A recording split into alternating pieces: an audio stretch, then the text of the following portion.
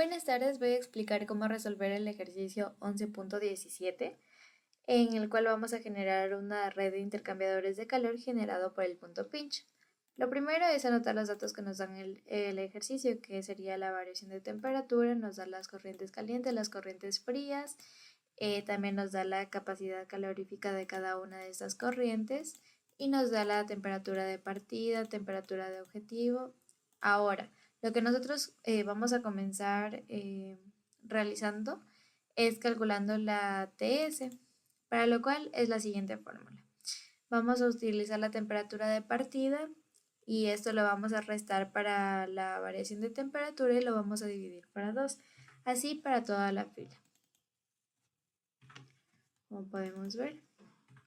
Luego vamos a calcular TT, para lo cual vamos a utilizar la temperatura de objetivo, ya no sería la de partida, sino la de objetivo.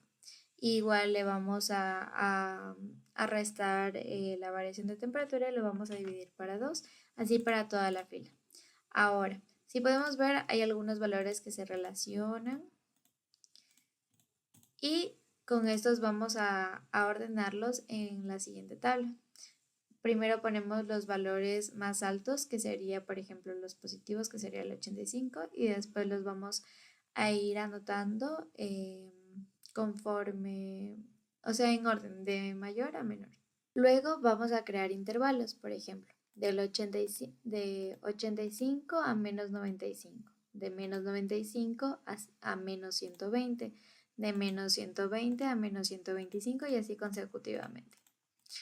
Y luego vamos a ir viendo esos intervalos a qué corrientes pertenecen. Por ejemplo, del 85 al menos 95 están dentro del intervalo de la corriente 1 y de la corriente 6.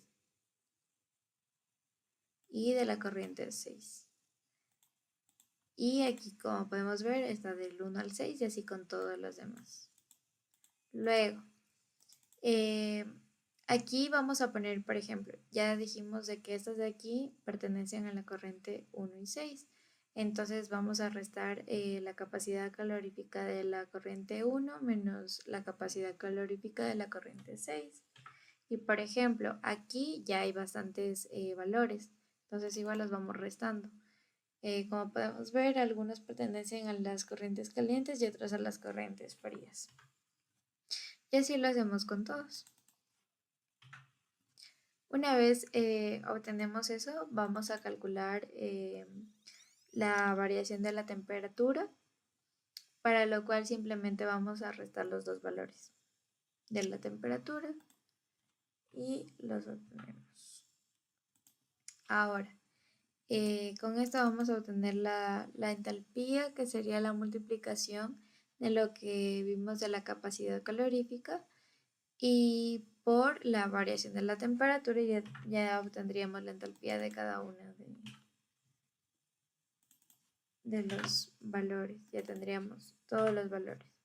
Ahora, lo siguiente que vamos a hacer es una cascada, para lo cual vamos a comenzar con el valor de 2700 y aquí lo que hacemos simplemente va a ser sumar. Vamos a sumar este valor más este, acá este más este más este, y así generamos una cascada. Una vez generada la cascada, lo que vamos a hacer es ver el número más pequeño, que sería el 0, y vamos a generar la segunda cascada, donde aquí ya podemos ver el punto pinch. Ahora, lo siguiente que hacemos, aquí en esta tabla utilizamos los valores de TS y TT. Ahora vamos a utilizar los valores de partida y los valores de objetivo, de la temperatura objetivo. Entonces tenemos la corriente, las corrientes de alimentación de la corriente caliente, la alimentación, el condensador igual de la caliente, tenemos de las frías, tenemos la capacidad calorífica, la temperatura de partida, la temperatura de objetivo, y ahora sí vamos a calcular las entalpías de los valores originales, por así llamarlos. que igual es la capacidad calorífica por la diferencia de la temperatura de partida menos la temperatura de objetivo, y ya vamos a obtener las entalpías de esas temperaturas tanto de partida y utilizando estos valores de la temperatura de partida como la temperatura de objetivo. Y una vez que obtenemos estos datos, lo que vamos a hacer es calcular una siguiente tabla. Perdón. Ahí. Esta tabla se la va a utilizar igual con los valores de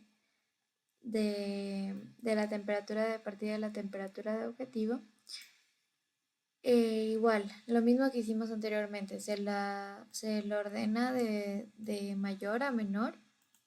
Luego vamos a hacer los intervalos 90, menos 120, menos 120, a menos 160, menos 160 y así consecutivamente. Luego vemos a qué corrientes pertenecen, como podemos ver. Y aquí, como hicimos anteriormente, o sea, es lo mismo, simplemente tenemos que ir restando estas corrientes. Y aquí sería la variación de la temperatura, que sería la resta entre las temperaturas, que en este caso sería 90 menos 120 y así consecutivamente. Y luego vamos a calcular las entalpías que ya las hemos calculado acá arriba también. Son las mismas entalpías. Y luego vamos a comenzar a hacer la cascada. Aquí, como nos dio un valor de 700, esto nos indica que tenemos que retirar calor sería en esta corriente que nos da una temperatura de menos 180 a menos 150, menos 250. Y ahí ya terminaría el ejercicio. Gracias.